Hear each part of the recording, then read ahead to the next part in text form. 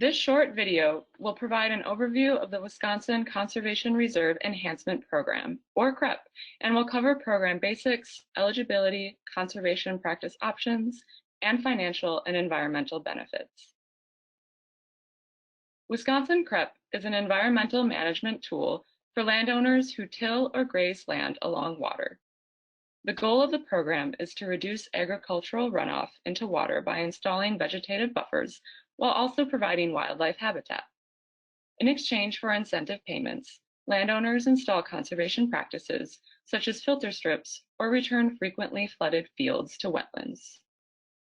CREP is a completely voluntary program and is an offshoot of the USDA Conservation Reserve Program, or CRP, which is one of the largest private lands conservation programs in the United States.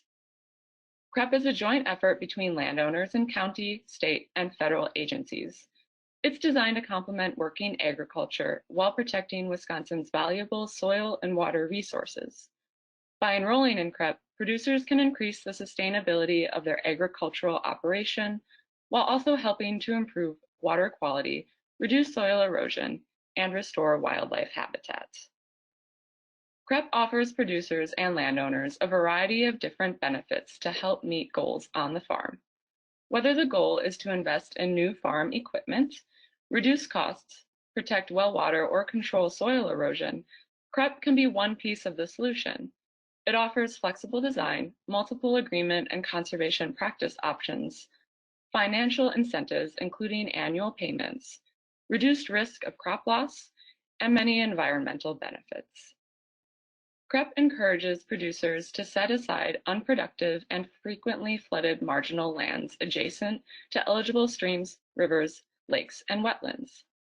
There is no minimum acreage, and landowners can enroll only as much land as necessary to meet conservation goals while keeping the rest in production. CREP offers a flexible design, and participants can choose from various land cover and management options.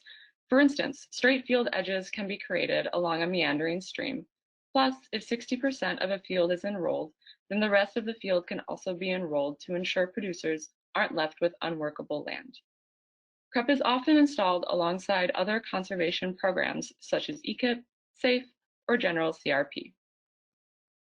By signing an agreement, participants agree to maintain the conservation practice.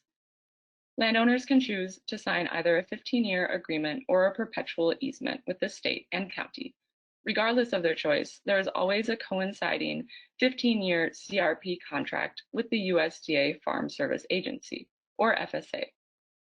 While legal landowners do need to sign the agreement, renters can also work with their landowners to identify areas well suited for CREP.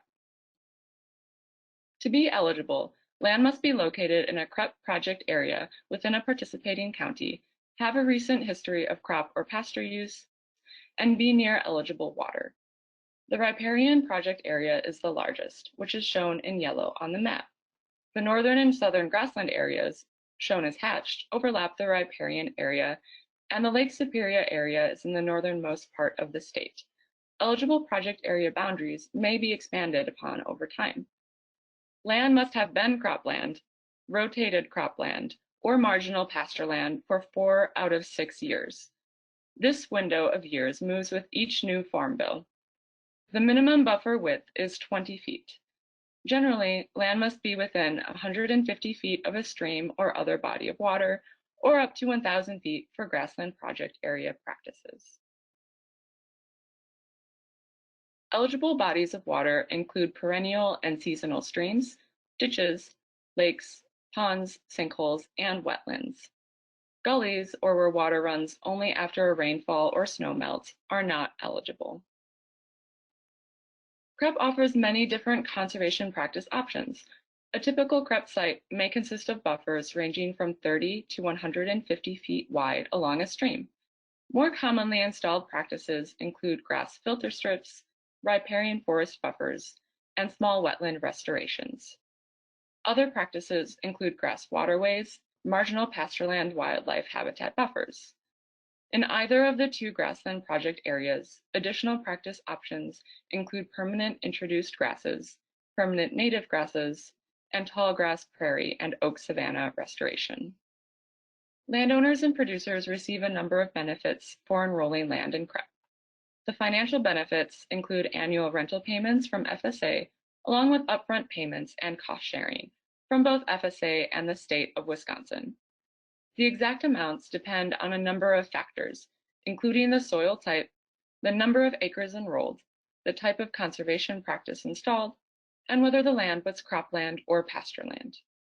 Because the incentive payments are based on soil rental rates, enrolling land in CREP is often comparable to what producers would receive for working the land instead.